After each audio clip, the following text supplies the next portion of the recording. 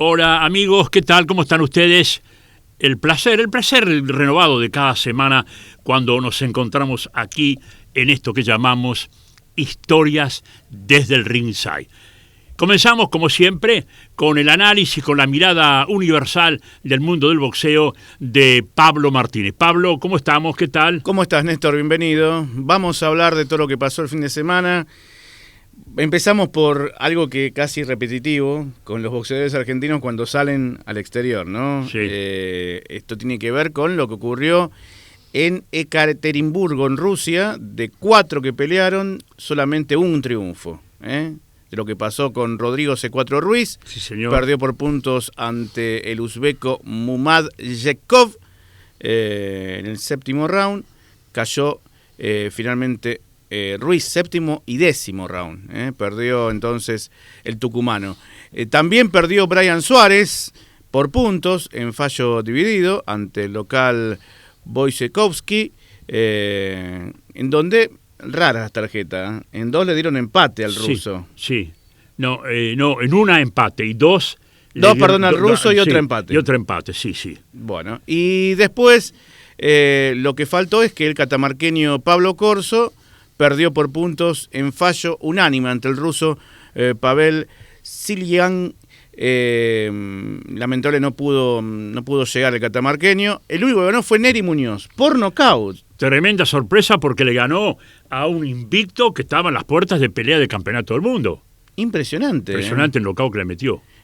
A Karit Argba le ganó entonces Neri Muñoz. Yo creo que de los 4 era el que menos chances uno suponía que podía tener. Bueno, ganó y lo ganó por nocaut. Como se tiene que ganar, ¿no? Sobre todo en Rusia. Pero, bueno, debemos suponer que al haberle ganado a un retador por el título mundial, ocupará su lugar. Es decir, está en condiciones él ahora de decir, póngame a mí en el ranking como retador obligado. Bueno.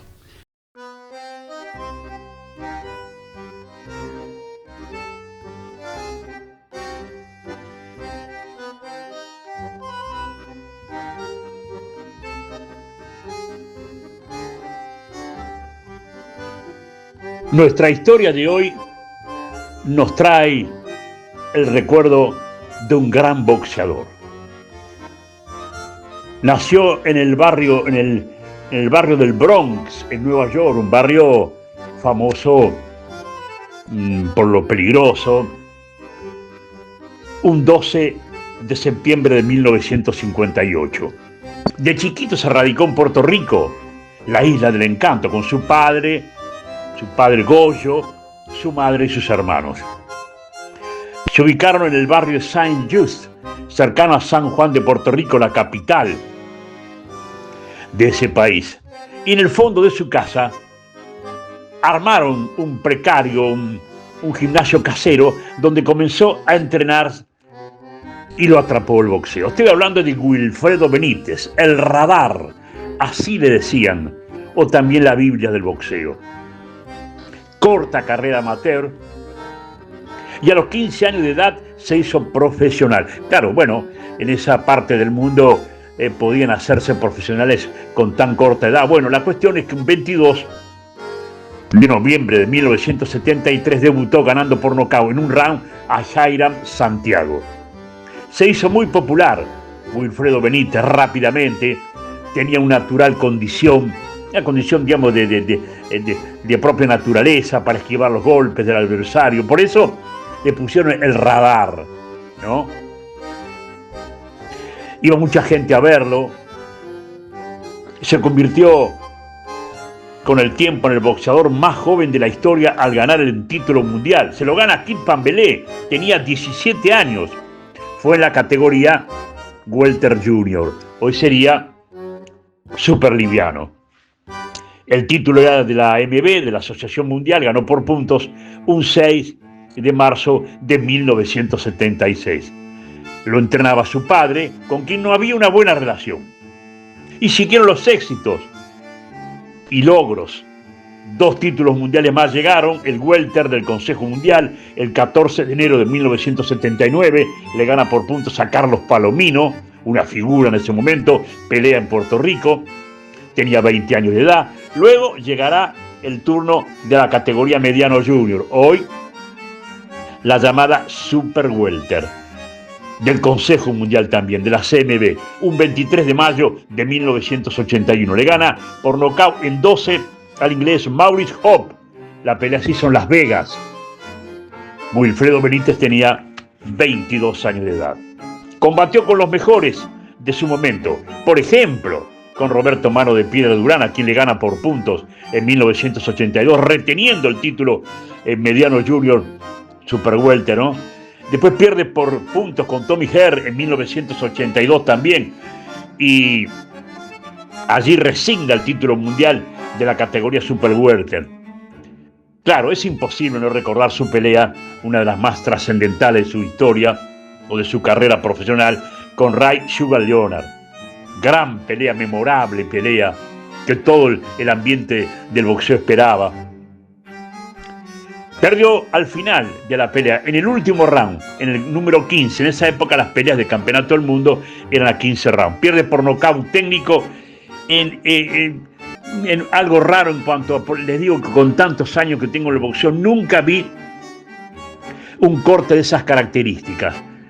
Apoyándose contra las cuerdas, se recibe un golpe, se le produce un corte raro, profundo, en el medio de la frente, de manera horizontal el corte, sangraba mucho, y entonces el árbitro Carlos Padilla detiene la pelea, lo llama al médico, el médico aconseja pararla, pese a que faltaban 6 segundos para terminar la pelea.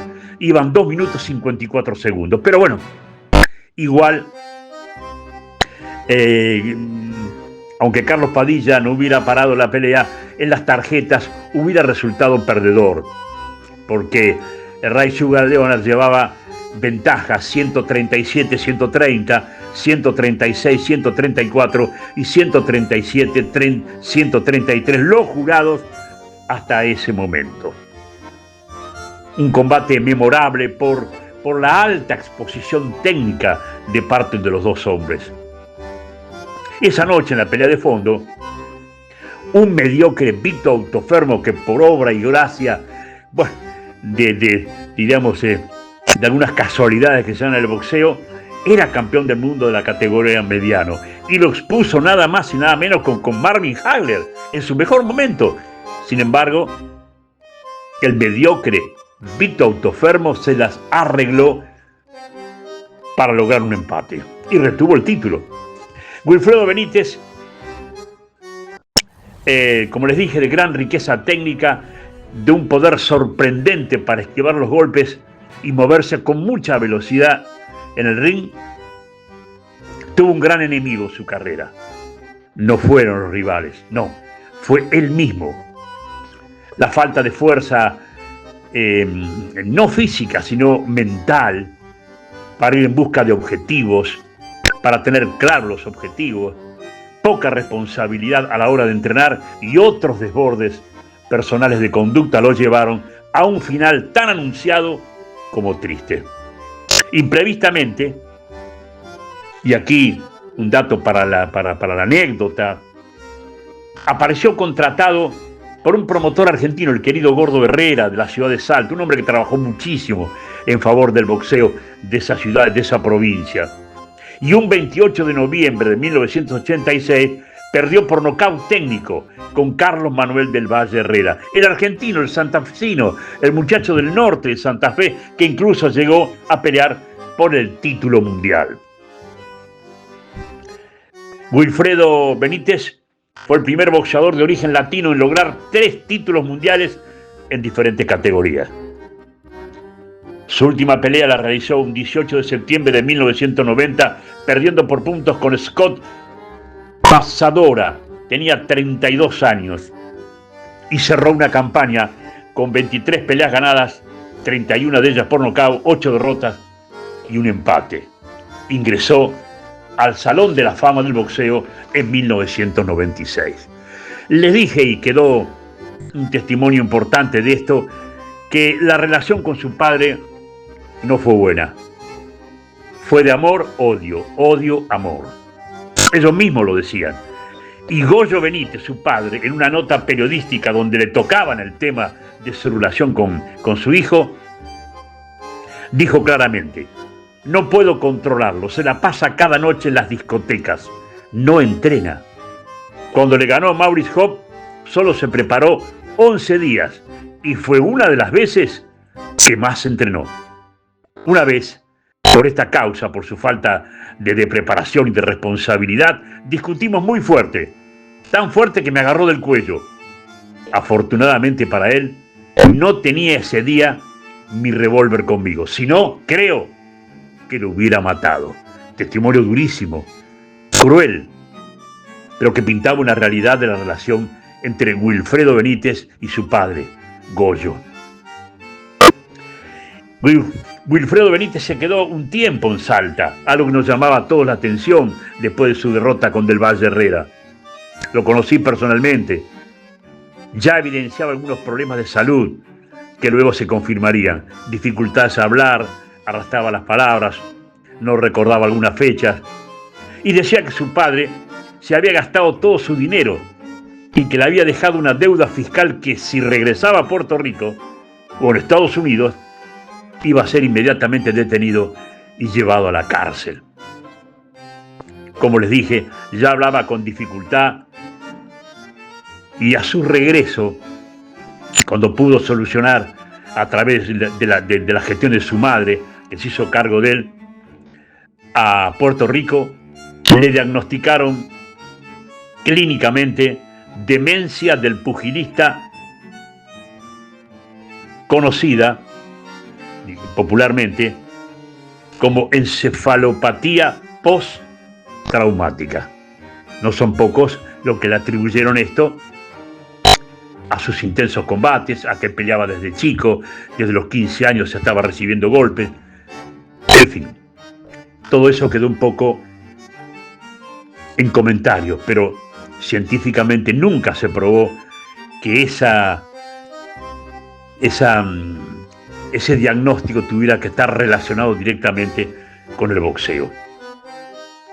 Sin recursos económicos, la Fundación Wilfredo Benítez se apiadó de su situación y entonces comenzó a hacer actos para recaudar fondos para cubrir todos los gastos médicos. ¿Y qué pasaba con los famosos entrenadores que se llenaron de dinero con él? Lou Duva, Bob Arum, Don King. ¿Qué pasó con todos ellos? No hicieron nada, ni se acordaron de él, solamente se recordaron que se llenaron muy bien los bolsillos. Y frente a esta situación dramática de Wilfredo Benítez, ninguno de ellos acudió en su ayuda. Wilfredo Benítez, el radar, la Biblia del boxeo, como también se lo dijo, hoy transcurre sus días de manera borrosa.